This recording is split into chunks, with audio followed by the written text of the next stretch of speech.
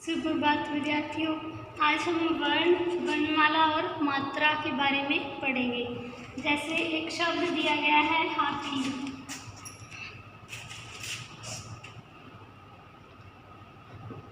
इसमें कितनी ध्वनियाँ हैं? जैसे इसको अलग करेंगे तो हा और थी, दो ध्वनियाँ इसमें हा और थी को। इनके और टुकड़े करेंगे तो जैसे है ये हलंत का निशान होता है, आ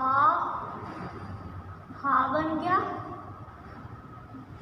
और थ इसमें से ई और थ हलंत प्लस ई क्या बन गया थी। जैसे एक शब्द एक वर्ण था हाथी, एक शब्द दिया है हाथी और इसके टुकड़े दिए गए हा और थी, और इसके और टुकड़े करेंगे तो है आ और थ ई हाथी। जिन शब्दों के इनके और टुकड़े नहीं किए जा सकते ये सबसे छोटी ध्वनियाँ हैं। ये दिए गए शब्द हैं, इनके और टुकड़े हम नहीं कर सकते, ये सबसे छोटी ध्वनियाँ हैं। अब हम वर्ण की परिभाषा देखेंगे। वर्ण क्या होता है? भाषा की सबसे छोटी ध्वनि को वर्ण कहते हैं। भाषा की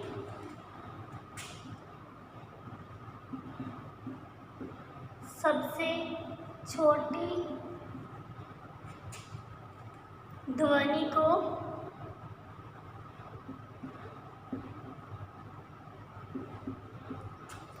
वर्ण कहते हैं।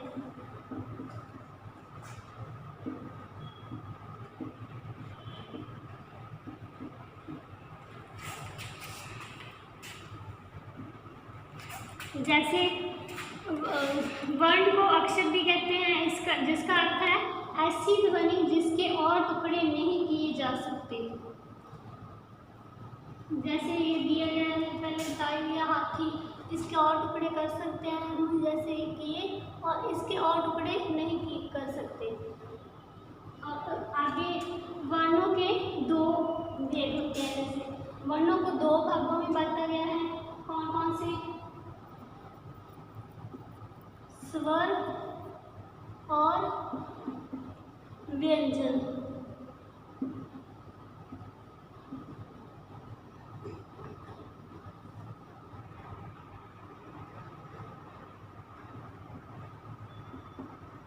स्वर और व्यंजन दो वर्गों में इसको बांटा जा सकता है। जैसे स्वर क्या होते हैं? जिन ध्वनियों का उच्चारण करते समय किसी अन्य वर्ण की सहायता नहीं ली जा सकती उसे स्वर कहते हैं। क्या है स्वर? जिन ध्वनियों का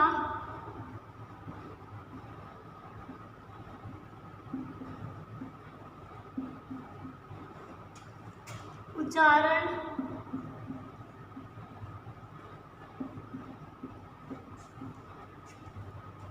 करते समय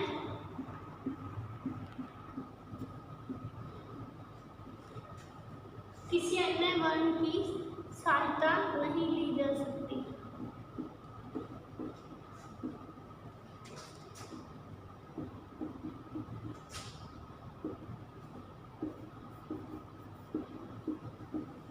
उसे क्या कहते हैं?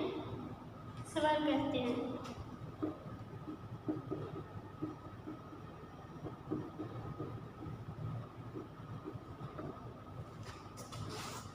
स्वर कितने हैं? स्वर 11 है। कौन कौन से हैं? देखो, ए, आ, ई, उ, रे, ए,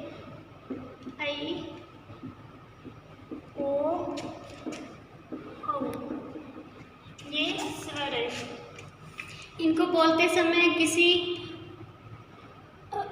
अन्य वर्ण की सहायता नहीं ली जा सकती, उसे हम स्वर कहते हैं। जैसे इसको बोलते समय कोई और ध्वनि नहीं, मतलब और किसी वर्ण का सहायता नहीं ले सकते हम, तो इसे स्वर कहते हैं। जिन वर्णों को बोलते समय किसी और वर्ण की सहायता ली जा सकती है उसे व्यंजन कहते हैं। और व्यंजन 33 हैं। इनको बोलते समय किसी और वर्ण की सहायता ली जा सकती है, जैसे क से लेकर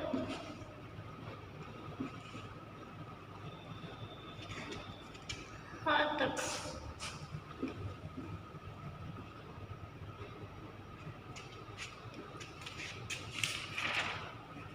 आगे संयुक्त अक्षर। संयुक्त अक्षर क्या होते हैं?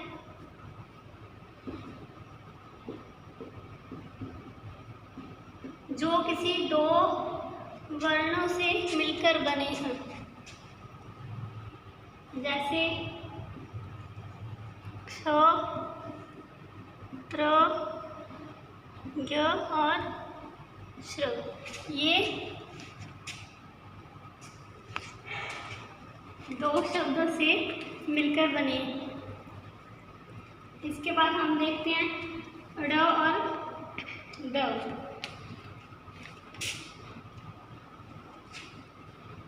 ड और ड, ये कैसे लिखते हैं? जैसे पेड़, जैसे पेड़ हम लिखेंगे तो ड आएगा, और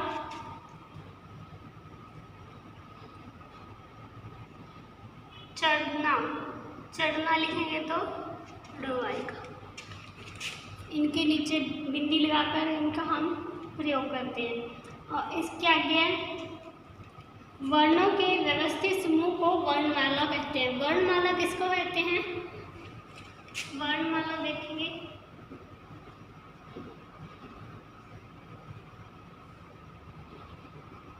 वर्णों के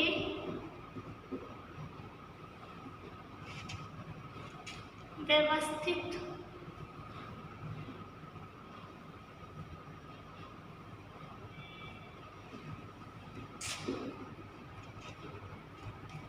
समूह को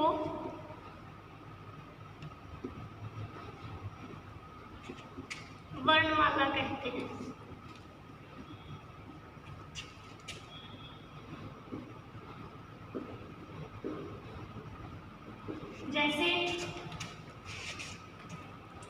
जैसे देखो अ के बाद आ और उसके बाद ई, फिर बड़ी ई, ये एक व्यवस्थित समूह है। इसके बाद ये सारे व्यवस्थित समूह हैं। ऐसे नहीं कि ए के बाद ई आएगा और इसके बाद सीधा ही ए आ जाएगा। ये एक व्यवस्थित समूह है सारा। और जैसे ये अपने मूल रूप में है, ऐसे लेकर ओ तक। और किसी व्यंजन के साथ मिलकर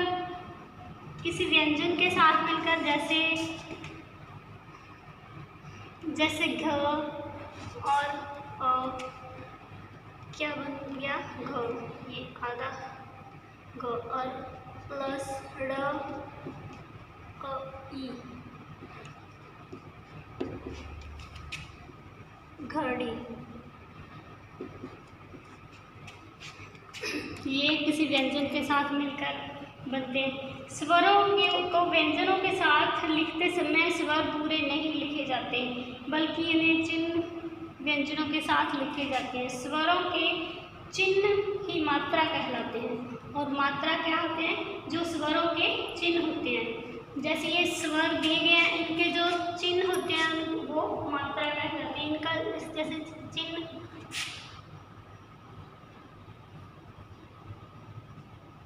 और स्वरों के चिन्ह हो गए। जैसे इसका चिन्ह बड़ी का ये है, छोटा ऊ, बड़ा ऊ, और रे का ये है,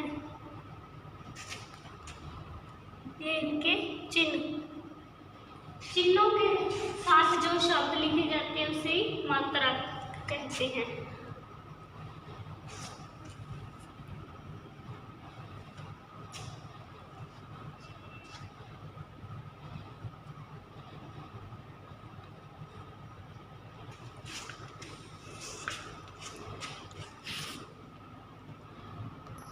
जैसे ये अभ्यास क्वेश्चन देख लो,